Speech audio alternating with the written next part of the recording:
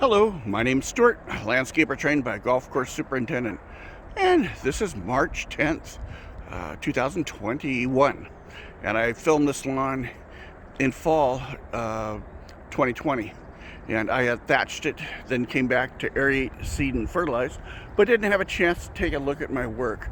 I'd like to show you my work after the winter, okay?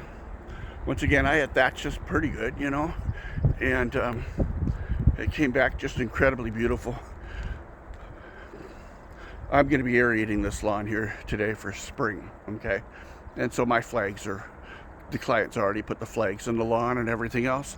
But I just wanted to shoot a quick video here and show what the after effects of my work after winter time. Once again, this is Stewart with the Aerating and Thatching Company. Thank you. Bye-bye.